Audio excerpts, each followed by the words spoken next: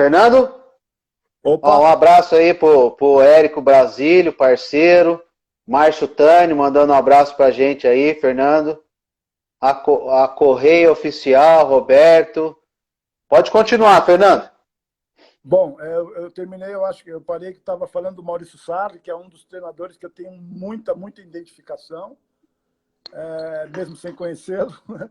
Sim, E Pepe Guardiola não precisa ficar, né? A gente não precisa nem falar. Mas aí eu queria falar do pessoal aqui, eu falei aqui do Brasil, do Paulo, mas Mário Sérgio, para mim, teve uma importância na minha evolução, na minha carreira.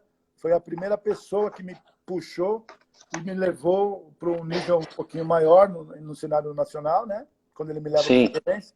Só para finalizar aquele papo, sabe quem era o treinador que o Mário não queria que ficasse como auxiliar técnico, que o clube, no caso o Figueirense, preferia que fosse ele, não que o Mário levasse outro? Sabe quem é? Nem imagino. É simplesmente o único campeão olímpico do Brasil, Rogério Micali. Ah, Rogério Micali, que inclusive eu tive uma aula com ele lá na licença da CBF, uma aula fantástica. Um cara assim muito inteligente, um cara também muito humilde. Cara, dispenso comentários também. Então, na época, o Rogério era técnico do Sub-20. Depois, logo Sim, depois, passou algum tempo, ele foi campeão da Copa São Paulo com o Figueirense, né? E sim. aí logo ele se destacou, foi para o Atlético Mineiro, pô, fez campanhas maravilhosas no Atlético Mineiro, né? E era só, olha a responsabilidade, era o Rogério Micali. Hoje nós somos amigos, a gente troca ideia, e o Rogério era o cara em questão. Então, o Mário, para mim, foi de fundamental importância, né? E eu Sim, não posso deixar de falar sobre Felipão. Eu tive a oportunidade de conhecê-lo através de um amigo em comum que nós temos, que é o Acas Felliger, que é o assessor de imprensa dele. E o Felipão, ele tem uma coisa, só para vocês terem uma ideia. Eu estou sentado com o Deco, na casa do Deco em Londres, né? Eu estava observando o Chelsea, oportunizado inclusive pelo próprio Deco. Então tá, Deco sentado, Deco e Boacíngua. Lembra do Boacíngua, lateral português? sim. E eu estava ali, é, conversando, e eu faço uma pergunta para os dois, porque os dois, o Mourinho estava no ápice dele, né? Que é um outro treinador que eu admiro muito. Eu pergunto para eles: vocês foram dirigidos tanto pelo Filipão, quanto pelo Mourinho. Eu gostaria de saber dos dois, qual foi o melhor treinador, né?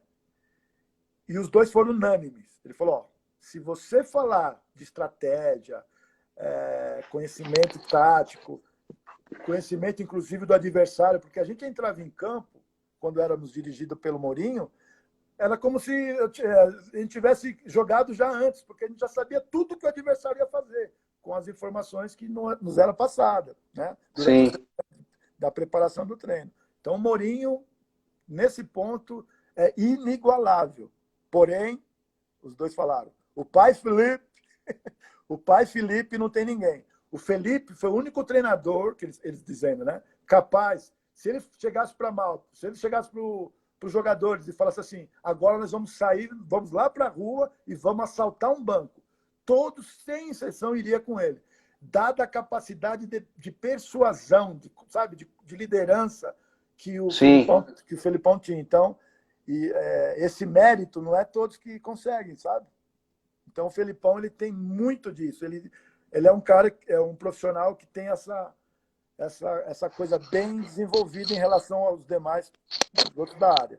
E aí, eu preciso fazer uma menção, mesmo que eu não conheço mais. Eu tive uma oportunidade de estar com o Tite, foi quando, quem me oportunizou, eu tenho que fazer justiça, foi o próprio Carille.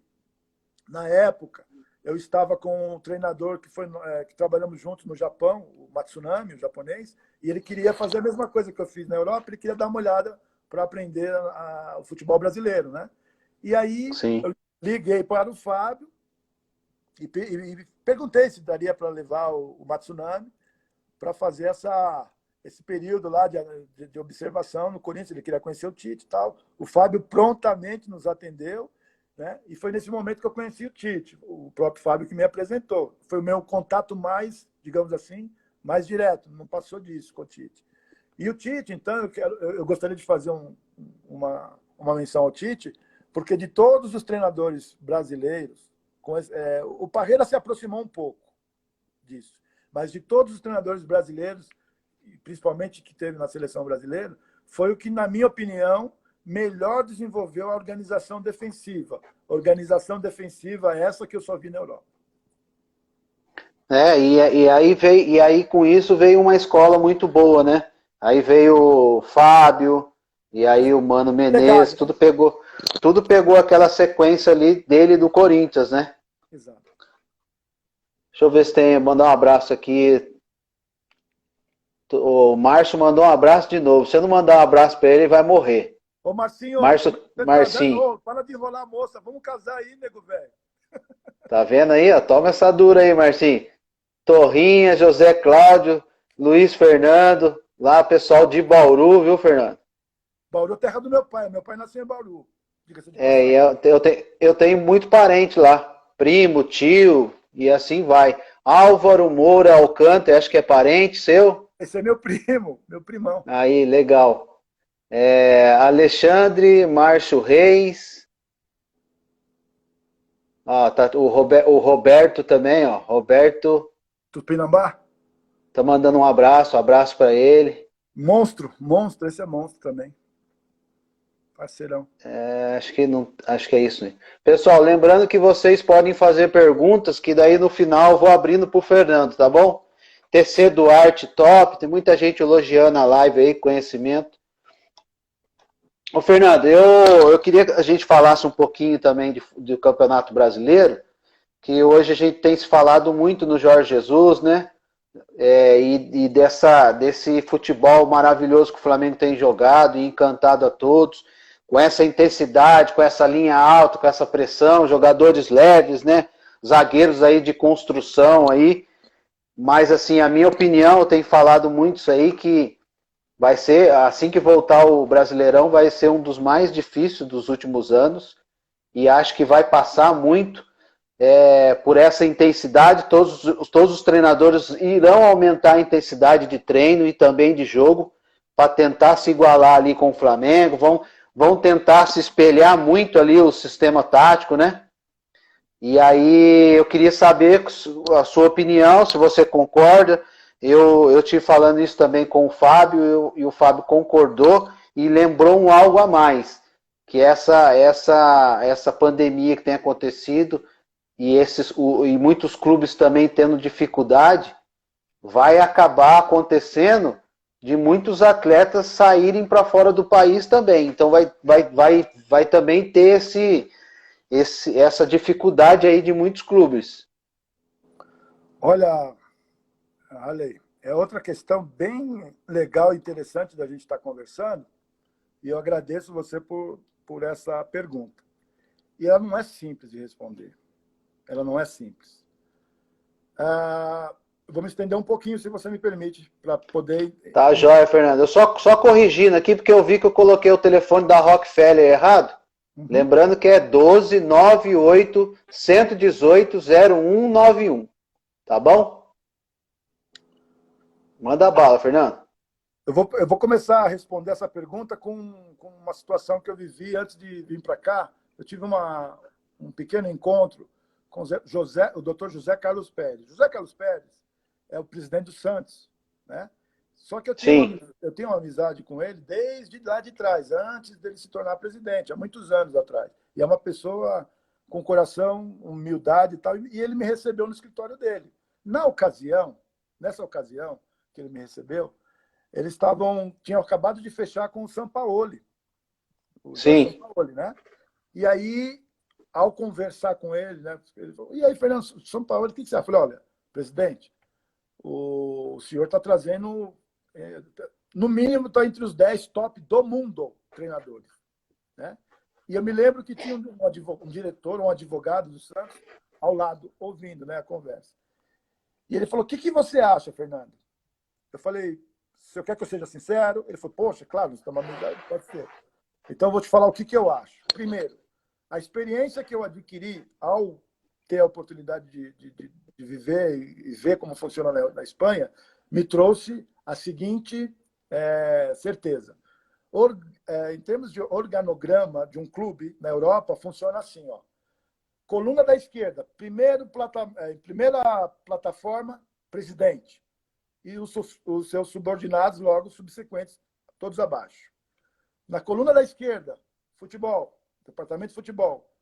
O comandante, o chefe, o técnico, o diretor técnico, eles falam lá manager, diretor técnico.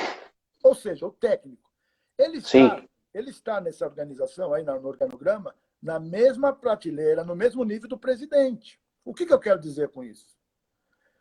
E abaixo todos os seus subordinados, comissão técnica, departamento de futebol, que faz o futebol girar dentro e fora de campo, certo? O que eu quero dizer para isso? O que eu quero dizer com isso?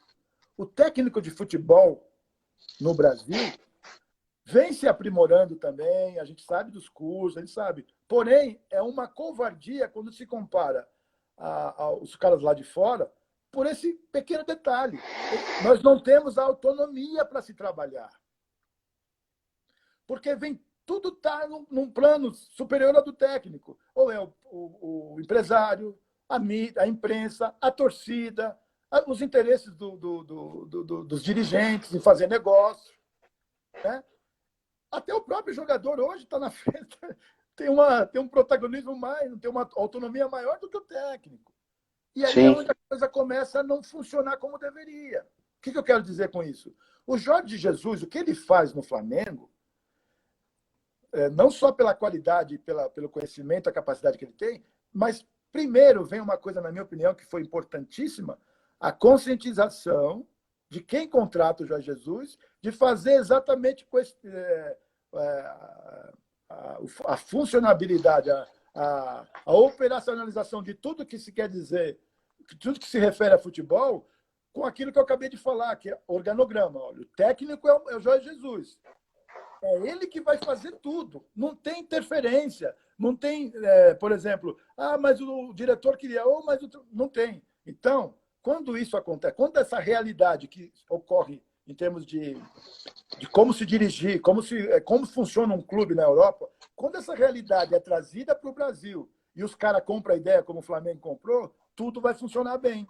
Primeira providência, não sei se vocês se lembram, primeira providência que o Jorge Jesus toma ao chegar no Flamengo é estabelecer o cartão de ponto. O que isso significa, gente? Acabou a mamata, não tem esse negócio do cara chegar 15 minutos antes do treino, inclusive treinadores fazem assim, chega meia hora, como muito uma hora, porque o clube tem que ser tratado como uma empresa, onde você tem os seus bônus, mas também tem os ônus. Né? Então, o que eu quero dizer com isso? A intensidade que o Jorge Jesus empregou no Flamengo tem tudo a ver com isso. Primeiro, lógico, vem o conhecimento dele poder saber operacionalizar tudo isso. Isso é sine qua non, não precisa nem falar, é chover no molhado. Agora, por exemplo, se você vai chegar num Corinthians, vamos colocar o Corinthians de hoje, será que o Thiago, que é o outro treinador que tem um potencial muito grande já demonstrado, será que ele consegue fazer o que ele quer? Esse é o grande detalhe. Antes da gente falar dessa questão da intensidade, nós temos que entender que o treinador que está pronto, preparado, conhecedor de tudo que o futebol nos exige, é um requisito básico. Agora, se ele vai ter autonomia para desenvolver tudo isso, aí já é outra parte. O Jorge Jesus tem essa autonomia no Flamengo, por isso que ele consegue fazer o time dele jogar da forma como ele acredita. O Flamengo é reflexo das ideias do seu treinador. Já, vamos lá, no Santos, eu falei isso, conversei com o presidente do Santos, olha, se você quiser ter um treinador no ápice da sua carreira, dá autonomia para ele trabalhar. Né? Sim. E eu ia falando isso para ele, o advogado, o diretor, só torcendo o nariz. Eu acho que ele falava, quem é esse negão? O que ele sabe para estar falando isso? O tempo mostrou. Durante o período onde o São Paulo ficou, puxa vida, foi entre tapas e beijo ali com a presidência e tal. Mesmo assim, ele consegue fazer o Santos chegar num segundo lugar honroso pelo investimento que foi feito, se comparado com o do Palmeiras. Né? E, no fim, o São Paulo não conseguiu não conseguiu convencer que, nesse processo todo, o treinador de futebol tem que ter um respeito, tem que ser olhado com muito mais, bem mais diferente do que ele foi através do Santos, tanto é que saiu. Então é isso que vai fazer. Eu concordo com você, Fernando, mas assim, exatamente isso. Muitos se falam, muito querem comparar com o futebol europeu, mas poucos querem ter a autonomia e a personalidade de mudar, né? O Flamengo mudou e está tendo resultado, né? Então, se os clubes querem se aproximar da Europa, querem se aproximar do modelo como o Flamengo tem feito, eles vão ter que começar a mudar, e acho que isso passa muito também pelo executivo, não só como presidente. É fundamental o presidente contratar um executivo, né? Hoje eu tenho certeza que a hora que ele chegar num clube, ele vai arrumar a casa, que você, eu tenho certeza que você vai concordar comigo, e daqui para frente ele vai fazer essa função, que é o Muricy Ramalho. Se você Sim, contratar, se chegarem ele deixou bem claro, não com essas palavras estou falando e nem tocamos muito nesse assunto. Só tocamos que ele realmente daqui para frente não é mais treinador. Hoje ele tem um contrato com a Sport TV. A partir do momento que acabar o contrato, ele receber um convite, é a primeira coisa que ele vai falar ao presidente. Você vai me dar autonomia para fazer da forma como eu penso o futebol? Vou. Se der autonomia para ele, ele vai arrumar a casa do clube que ele acertar. Então, eu também concordo com você. Muito se cobra, muito se fala, muito se compara, mas pouco se faz, né? exatamente. Inclusive, só finalizando esse ponto, o Muricy tem sido importante, inclusive para o próprio Fernando Diniz, para se perpetuar no cargo, porque uma palavra do Muricy tem peso. E ele fala Demais. com conhecimento de causa, não é paraquedista, né? E o outro clube que pode, em curto espaço de tempo, se aproximar ao Flamengo nessa questão que nós estamos falando, se continuarem dando essa autonomia para o Fernando Diniz, é o São Paulo. Exatamente. Que eu também acho que o Grêmio dá um pouquinho pro Renato, mas precisa melhorar muito algumas questões ainda, né? Uhum. Fernando, antes de eu te fazer a gente tocar no assunto, de falar um pouquinho sobre Timor-Leste, eu queria que você falasse um pouquinho sobre Brasil e Bélgica, aquele jogo da última Copa do Mundo. A gente vai abrir um pouquinho aqui para as perguntas dos convidados, tá joia? Vamos lá. Vamos lá aqui. O pessoal fica à vontade aí para mandar as perguntas. Lembrando aí que tem um grande desconto aí, só procurar a Nádia lá na Rockefeller, 012 981 18 0191, e precisando de cesta básica, entrega na sua casa, lá no Peloja, 012 99678 8018. Tá fixado aí embaixo para todos verem. O JP Roncoli, dirigente não são não são respaldados e tomam decisões mediante ao eco das arquibancadas. Ele fez apenas um comentário. O Roberto fez uma pergunta. Treinador moderno tem contato diário com a ciência? O que você acha, Fernando? Deixa eu só te perguntar, vocês estão me vendo? Então, Eu passei o dedo aqui na tela. Se o treinador moderno tem contato com a ciência? É o que você acha? O Roberto fez essa pergunta. Então, essa pergunta é muito interessante, viu, Roberto? Não só o treinador moderno, né? Porque eu acho que em qualquer área profissional, quando você tem interesse em aprender e se desenvolver, né? Você vai atrás de informação, né? Sim. Na minha opinião, eu estou falando que foi uma pergunta legal porque é uma oportunidade de eu falar o que eu penso sobre isso. Todas as ferramentas que hoje o treinador tem, como, por exemplo, fisiologista, né? Um preparador físico já era uma coisa mais, né, normal, fisiologista e analista de desempenho, todas essas coisas, elas são de fundamental importância, tá? Auxiliar técnico, enfim. Porém, na minha forma de ver, minha mãe sempre falava assim, para você mandar, você tem que saber fazer. Sim. Né? Para você delegar funções, para você delegar trabalho, você tem que fazer. Então, embora essas ferramentas hoje estejam a todo momento para ser utilizada pelo treinador, eu acho que o treinador ele tem que ter conhecimento básico em tudo. Por isso que eu fui fazer educação física, não sou especialista em educação física, em preparação física, mas ao sentar com o meu preparador físico, eu converso com ele, por exemplo, sobre controle de treino, né? Analisando todas as valências que a gente conhece e tal.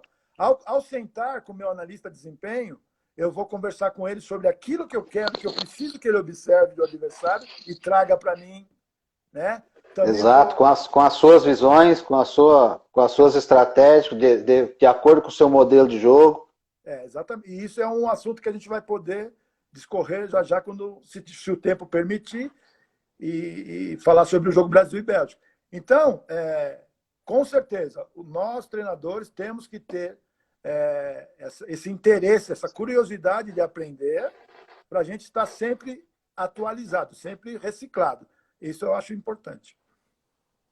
Legal, Fernando, concordo com você. Eu, né, não sei se todos sabem, eu também sou formado em educação física, né? A gente tem já a licença da CBF. E uma coisa, Fernando, que eu tenho pensado muito em fazer e vou fazer, mesmo sendo treinador, é o curso de análise de desempenho.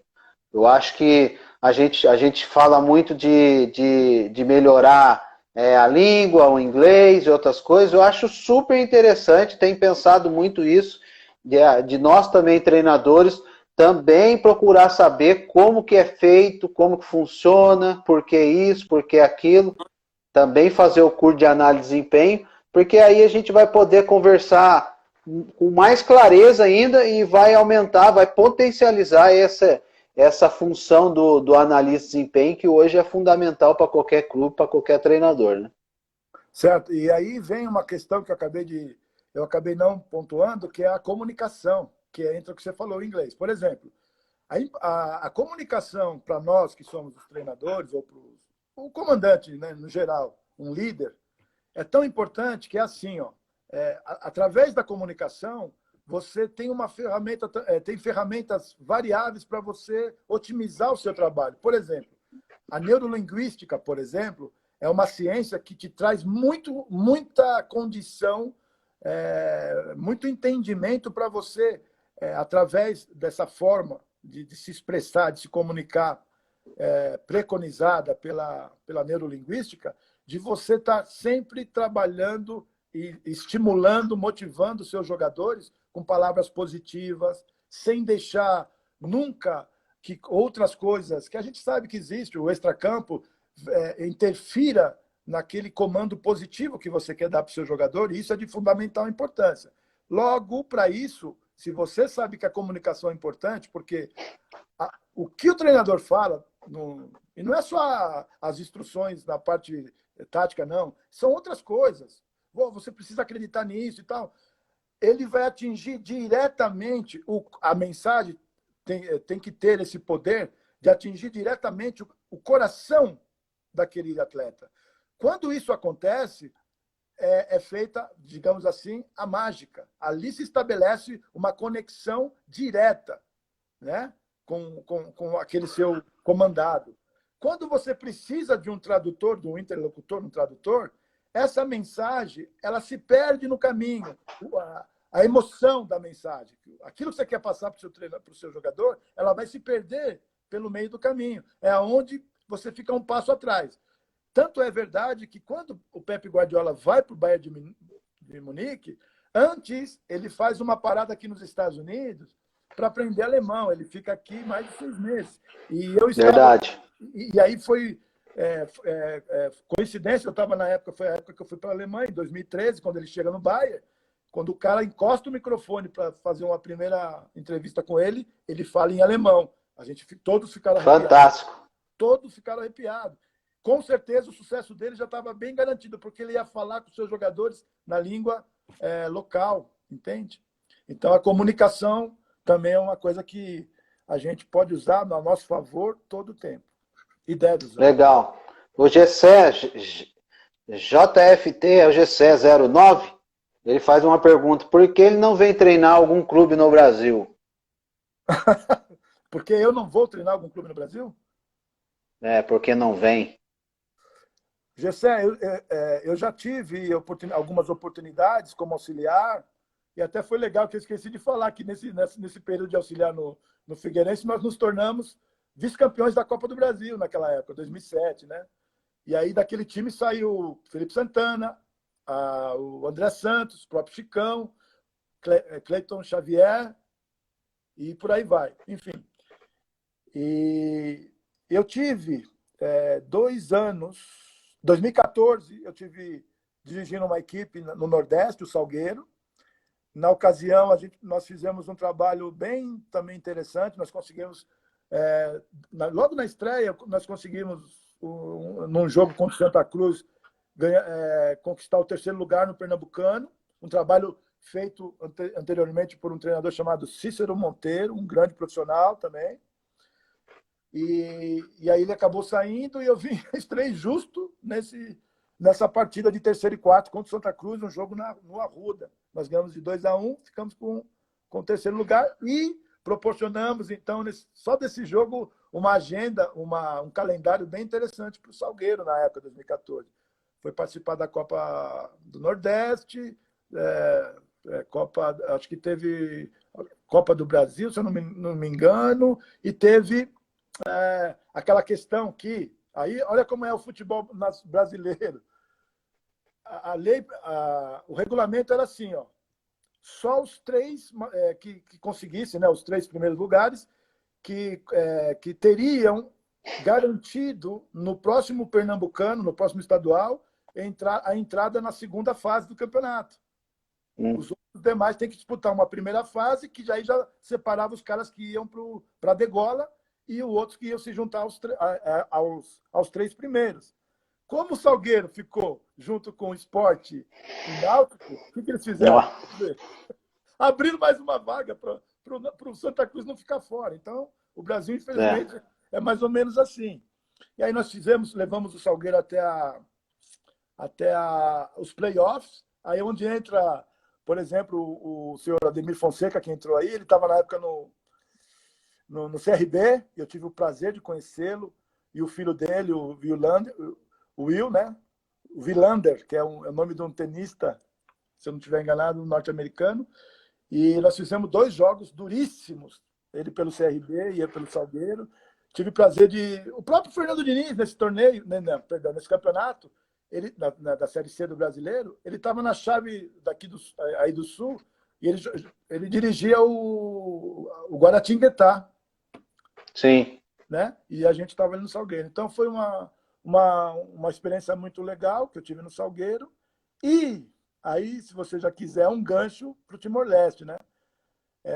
Só antes, só te cortando antes, eu vou fazer só mais um comentário aqui dos convidados, mandar um abraço aqui para o Vinícius Bergantin, grande amigo, um grande treinador do Ituano, no profissional. Tem feito um ótimo trabalho. Não sei se você conhece, Fernando, é um excelente profissional, uma excelente pessoa. Eu não sabia, sabendo na live dele, que ele tinha atuado como jogador na Alemanha. É um profissional de mão cheia e que com certeza vai ser muito bem sucedido no mercado nacional. O Vini jogou quase 10 anos na primeira divisão, em alto nível, como titular no Hannover. Olha só.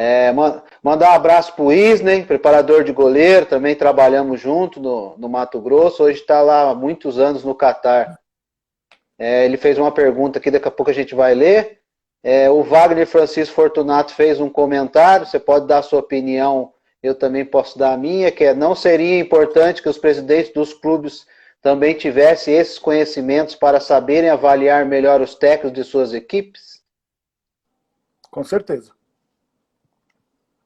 Exatamente, eu também concordo, tem que ter mesmo esse conhecimento. Quanto mais o presidente for profissional, não só aquele presidente que a gente sabe que tem muito, que ele é torcedor e acaba sendo conselheiro e brigando por uma chapa. Acho que quanto mais importante ele tiver a par de todos os assuntos do futebol, né? Não só a parte diretiva, mas também parte técnica, tática, como avaliar o treinador que vai ser contratado e o mais importante, seguir uma linha de trabalho, uma filosofia, para não ficar mudando os treinadores como muito acontece hoje em dia.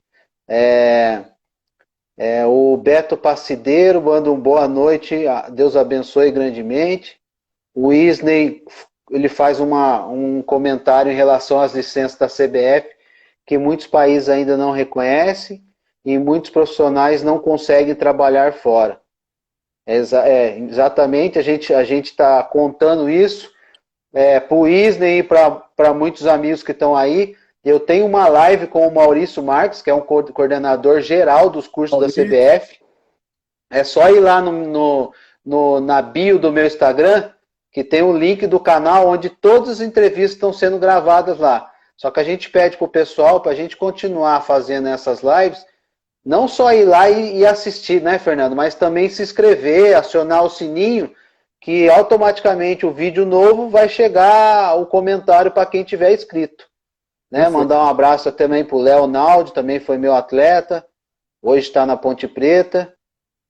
O JP Roncoli, você não acha que a melhoria do futebol passa primeiro pela profissionalização dos dirigentes? Sim, nós falamos isso, concordamos com a sua pergunta. E para a gente ganhar um pouco de tempo, eu vou pedir para o Fernando falar um pouco de uma análise tática, antes falando sobre o Timor-Leste, né? E depois passar para a gente ganhar esse tempo. A gente tem mais ou menos meia hora, Fernando, para a gente discursar um pouco sobre o Timor-Leste e a Palestina, e você fazer aquela análise tática da Copa do Mundo, Brasil e Bélgica. Perfeito. Vamos lá. Então, ao terminar esse trabalho desenvolvido no Salgueiro, eu até quero fazer uma menção que eu acredito ser importante. Eu me lembro que no período que a gente estava à frente do trabalho do Salgueiro, um jornal carioca, o Extra, né? Eles me ligaram com a seguinte questão, né? Com o seguinte objetivo de fazer uma entrevista. Porque existiam, na altura, 6 ou 5 treinadores que não tinham ainda sido demitidos dos seus clubes.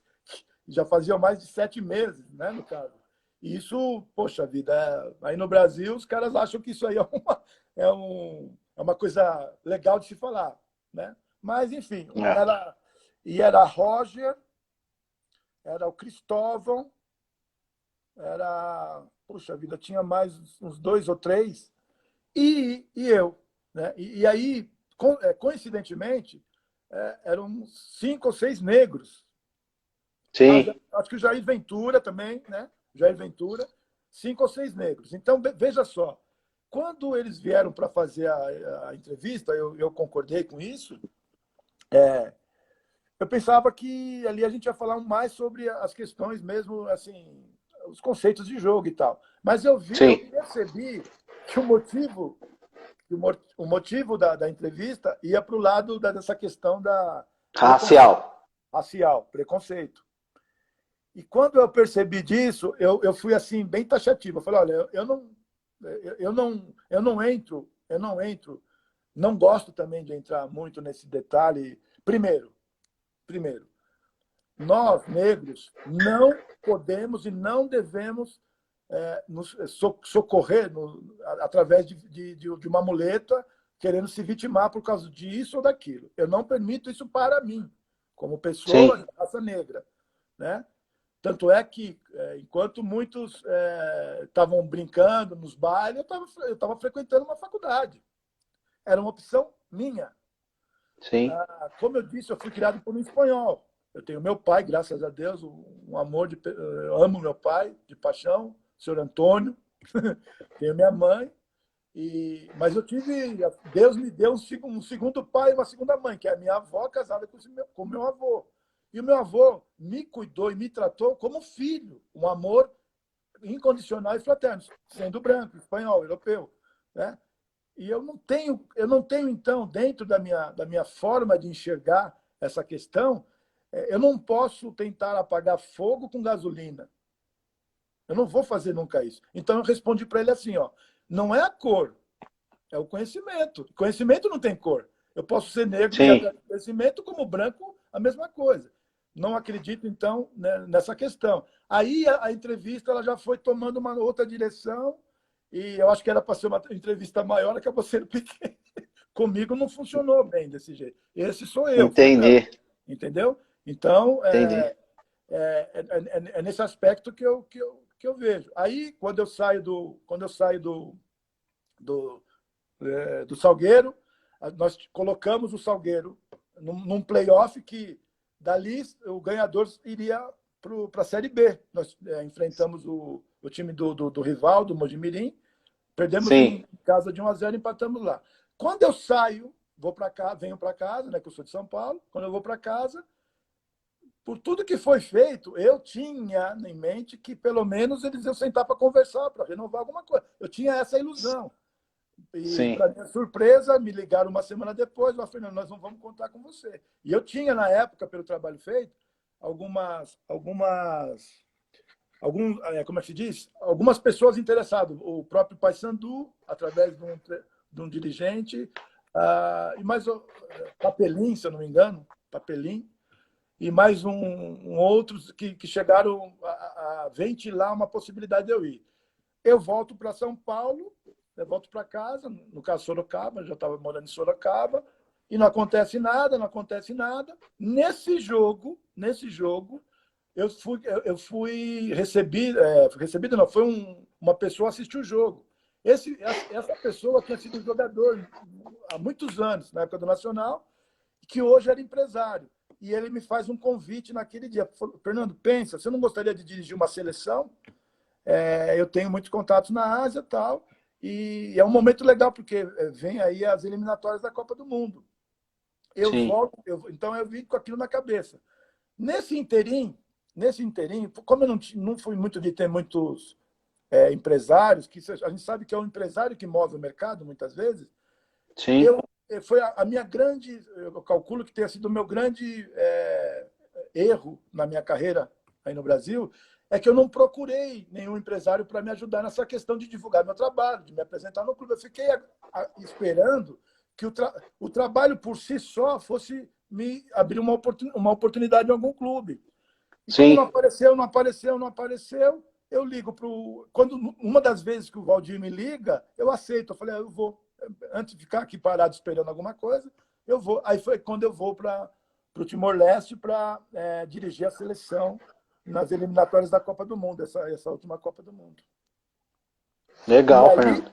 e aí quando eu volto do Timor-Leste, eu me dei conta, porque foram quase.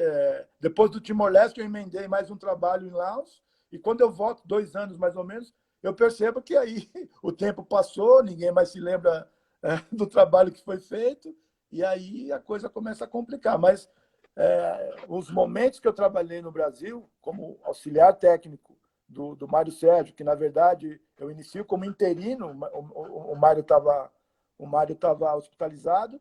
Depois de 6 jogos, eu entrego o Figueirense para o Mário, que volta do hospital, se recuperando, invicto. E aí a gente Sim. faz um trabalho excepcional ao ponto de dar um vice-campeonato da Copa do Brasil. Show de bola, Fernandão.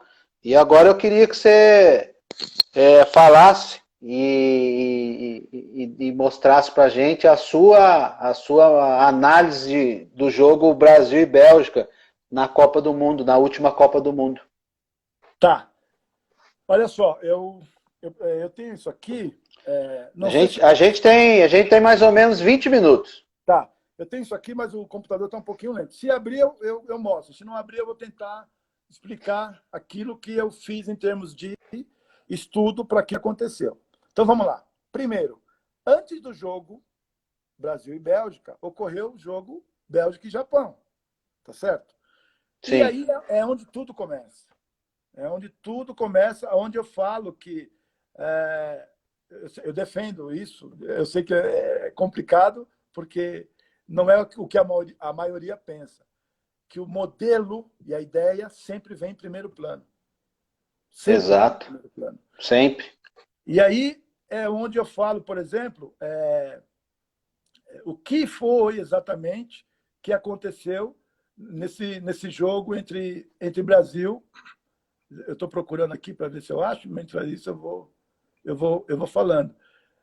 O que aconteceu, por exemplo, no jogo Japão e Bélgica, onde, com certeza, eu tenho certeza disso, que a gente acabou de falar sobre o assunto, né?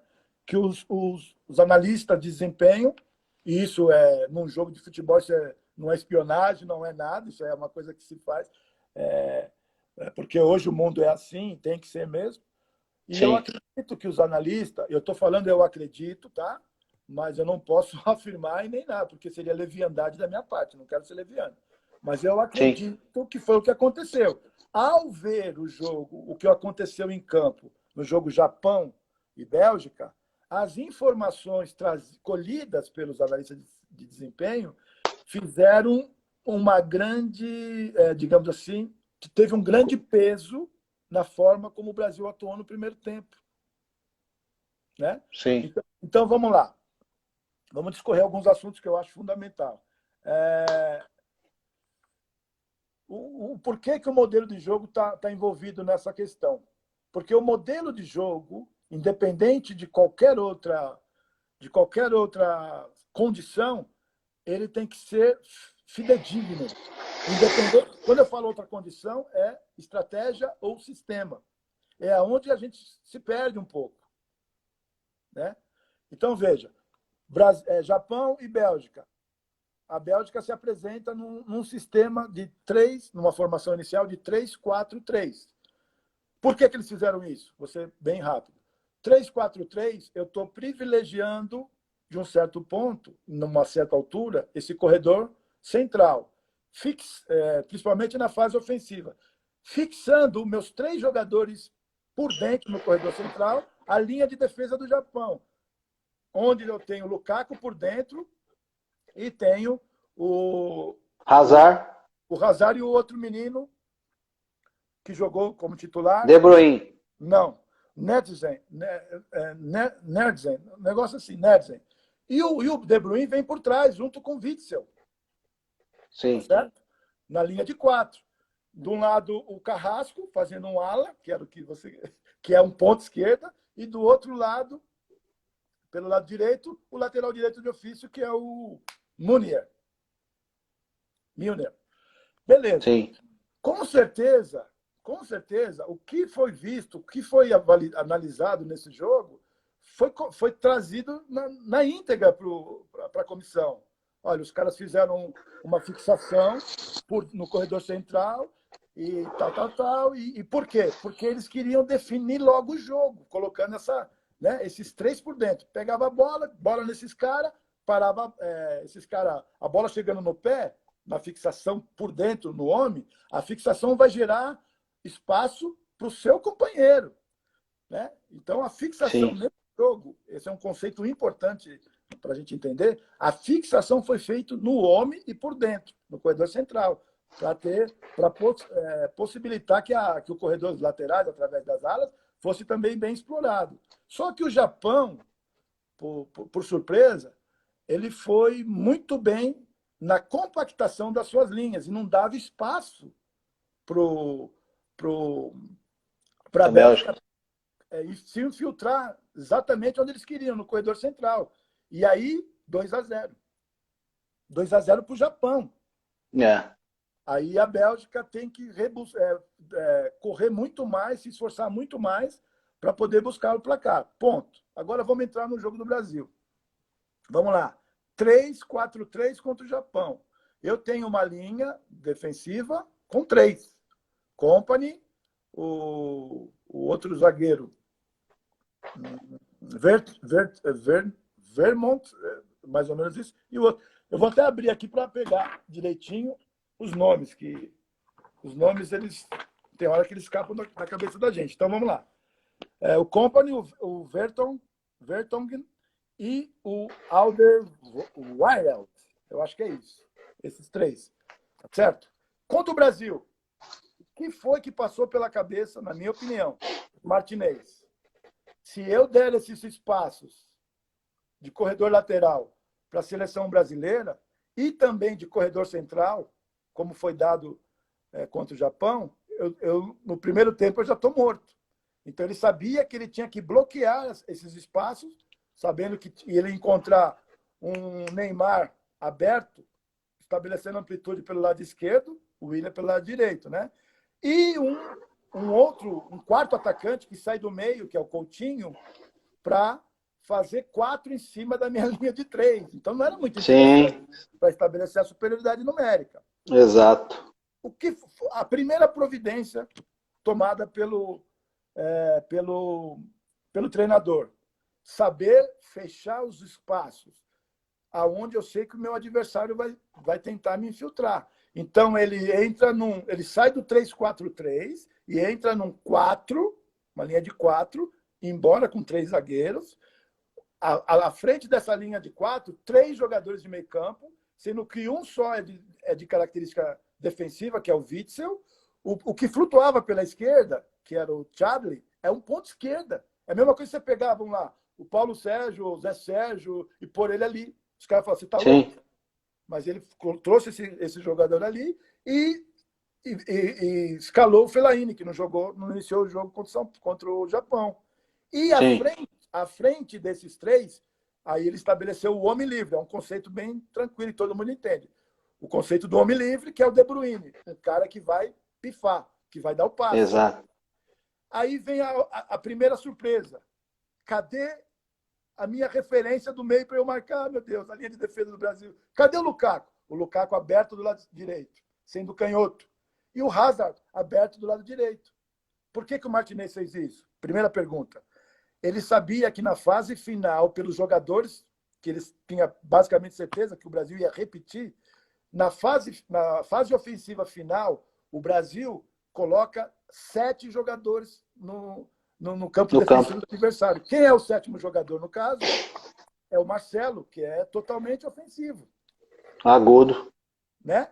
Mário Sérgio, de Ponte de Paiva, já me falava, como é que você marca um cara que é ofensivo? Você não marca, você inibe o jogo ofensivo dele, colocando alguém nas costas.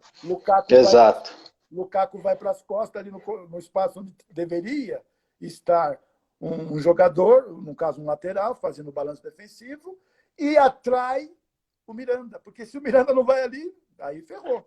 Do lado oposto, o Hazard faz a mesma coisa com o Fagner, que também é outro jogador ofensivo. Vocês vão lembrar que eu não lembro do Fagner conseguir descer e fazer cruzamento nesse jogo. Não, ixi. É exatamente isso que você está falando. O Hazard, ele neutralizou o Fagner. Eu não lembro que o Fagner não conseguia marcar ele em uma bola. E o Hazard jogando de costa. Exatamente. E aí, no meio dessa avenida, no meio desse, entre corredor central, corredor meio espaço, corredor lateral, um homem chamado Thiago Silva, que não tem velocidade, que era o zagueiro. Entendeu? Então, tudo que o Martinez imaginou fazendo essa estruturação do sistema de jogo dele, aconteceu. Tudo do jeito que ele queria. Deu certo. Tanto é que tem uma entrevista do William, que depois deu até um pouquinho de problema, que ele fala com o próprio Hazard no Chelsea, ainda no Chelsea, fala, porra, nós imaginamos isso, mas quando nós percebemos que vocês aceitaram esse tipo e não tinha outra coisa, porra, o treinador olhou do banco e falou, mantém, fica assim. Ficou muito claro. Então, vamos lá. É um conceito que eu gosto muito de falar. Contra o Japão, a fixação no homem, por dentro, no corredor. Contra o Brasil, a fixação em pares no espaço. O que gera a fixação no espaço? Gera espaço para mim mesmo. Porque eu vou estar aberto e a bola chegando, eu tenho todo o facão, toda a diagonal. Se ela chega no meu pé, eu tendo força e qualidade, eu avanço, porque eu vou jogar contra um homem. Sim. E o Lukaku tinha mais força do que qualidade, mas ele fazia isso. Por que eles estão com o pé trocado? Por quê? Porque ao dominar a bola, ele quer o corredor central para infiltrar, não quer o lateral, ele não quer ir para o fundo. Sim. E aí é o espaço onde o Brasil estava vulnerável. E é onde o Fernandinho ele fica entre dar continuidade à sequência da posse de bola no espaço ofensivo, ou ficar para compensar essa coisa que ficou escancarada, que era o Thiago centralizado e os dois abertos. Porra, quando isso acontecia, meu amigo, era complicado de neutralizar a transição ofensiva da Bélgica. Então, esse é um ponto que eu acho que dá até, inclusive, para a gente ficar por aí, para não se estender muito. Esse é um ponto principal do que aconteceu nesse jogo. Vamos lá. Conceito de entender, eu entendo que a leitura do Martinez aí foi o seguinte: num campeonato de jogo de pontos corridos, 34 jogos, 36 jogos, eu estabelecer um padrão de jogo, como, por exemplo,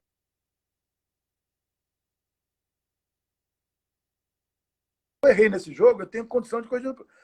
Né? Então, num campeonato longo de pontos corridos, é totalmente salutar, é totalmente.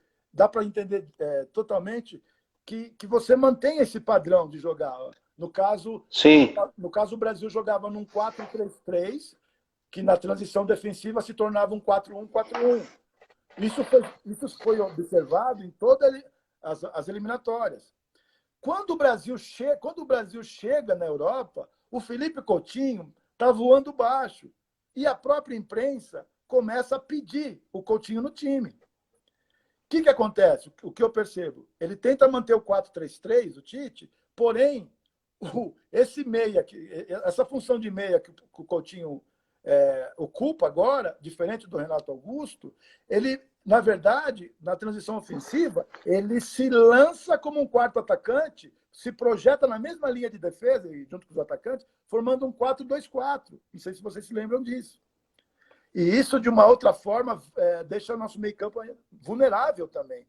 É onde os três jogadores, Witzel centralizado, o Chadli pelo lado esquerdo, basculando pelo lado esquerdo, e o Fellaini com o De Bruyne à frente, 3 mais 1, 4, é onde o Brasil também perde um setor importante do jogo.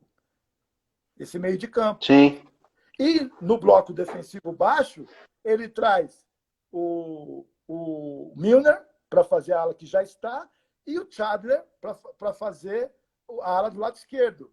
Tá certo? Sabendo que o Brasil ia atacar com, só para finalizar, sabendo que o Brasil ia atacar com 7, ele se defende com 8.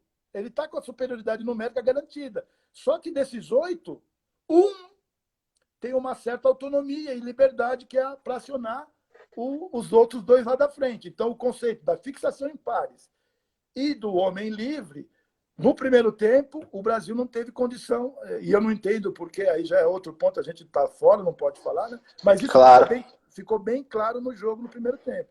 No segundo tempo, 2-0, a Bélgica, não sei se ela se assusta, porque está enfrentando um gigante, né? Ela diminui um pouco a intensidade do que ela fez no primeiro. Não é que o Brasil só melhorou, a Bélgica também baixou a intensidade na forma de jogar. Sim. Né? Tanto é, aí entra outro aspecto. Se ela valorizava a construção do jogo desde trás no primeiro tempo, no segundo tempo ela começa a dar o passe longo desde trás. E tem um cara para a primeira bola fundamental, que é o Lukaku. Ganhando sempre as primeiras bolas. Sim. E, consequentemente... Pivôzão forte, né? Outro ponto. Exato. Outro ponto que eu gostaria de acrescentar nesse jogo. A estatura dos jogadores que começaram o jogo, tanto da Bélgica quanto do Brasil. A média de estatura da Bélgica é impressionante.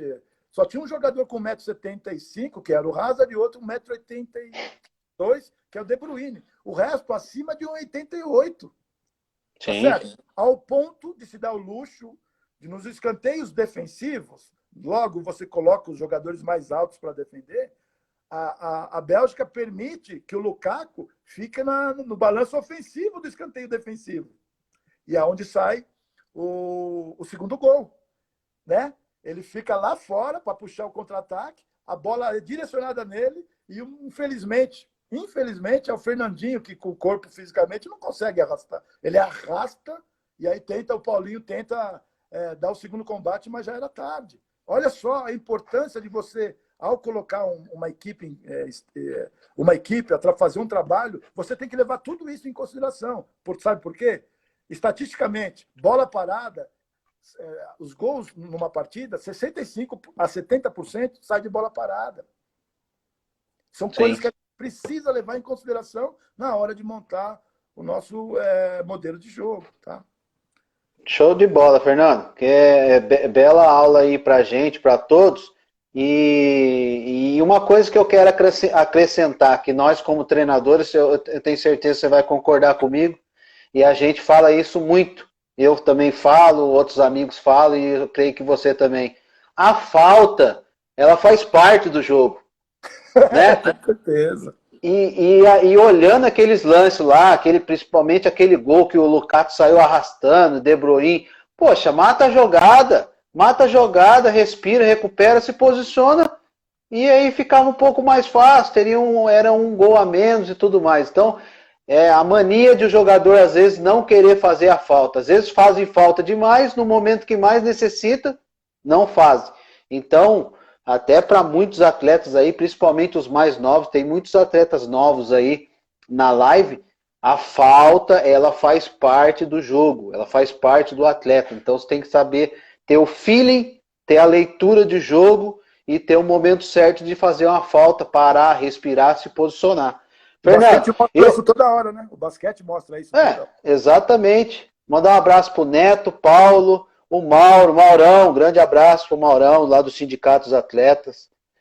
Lembrando aí, para se inscrever lá no canal do YouTube, é só ir lá na link, lá na bio do Instagram e se inscrever, que eu vou baixando os vídeos, os bate-papos para lá. Um abraço pro Biel, pro Robinho, Júlio, Neto. E, Fernando, eu já vou te agradecer, e aí vou te fazer uma última pergunta até de um seguidor nosso aí, e aí vamos até ela cair. Acho que a gente tem aí 2 minutos e meio. Já falou um pouquinho, mas um pouquinho nos termos mais simples para o pessoal entender. O Wagner Francisco Fortunato, ele pergunta, o que deveria ter feito para que o Brasil se achasse em campo? Essa pergunta é espetacular. Primeiro tinha que equilibrar essa questão do balanço defensivo na fase ofensiva. Esse é o primeiro plano, para a gente não ficar tão exposto. Mas, como eu estava falando, e eu vou finalizar, não terminei. Nós temos aí uns 1 minuto e meio, 2. A grande questão é o seguinte, a grande lição que fica nesse jogo para mim foi a ousadia do treinador belga, na verdade espanhol. Porque, embora ele seja fiel ao modelo de jogo, a estratégia e o sistema pode favorecer para que a gente consiga fazer, por exemplo, fazer uma surpresa ao adversário, que foi o que eles fizeram, né? Então, num torneio de tiro curto, você pode manter a sua ideia de jogo com estratégia diferente. Embora viesse numa linha de 4, eram 3 zagueiros que tinha nessa linha de 4. Correto. Então, por aí vai. Então, eu acho que a lição principal é essa. Vai ter momentos num jogo que você vai ter que tomar, mas não ali na hora do jogo. Isso aí tudo estudado, é que nem o jogador de xadrez. Antes de você mexer uma peça, você já tem que saber qual vai ser o que o adversário vai fazer com essa movimentação de peça. Então, saber exatamente aquilo que o jogo, que você pode proporcionar em termos de organização, não só defensiva como ofensiva, é um ponto. Mas saber também ter a leitura daquilo que o adversário pode apresentar também é diferente. Faz a diferença. E o jogo contra o Japão acho que ligou a luz de alerta para a Bélgica. Opa, se eu cometer os mesmos erros com o Japão, que eu cometi com o Japão contra o Brasil, não tem como recuperar no jogo, porque os caras têm jogadores que desequilibram, né? Sim, Fernando, 25 segundos. Eu quero te agradecer, meu amigo. Que Deus te abençoe. Foi um bate-papo fenomenal. A gente aprendeu muito. Tenho certeza que o pessoal aí de casa continua seguindo aí. Dia 22 a gente tem o Leandro Alcântara, o Leandro Cuca, auxiliar do Fábio Carilli. Tá bom? Grande abraço para você. Fica com Deus, meu irmão. Eu que agradeço.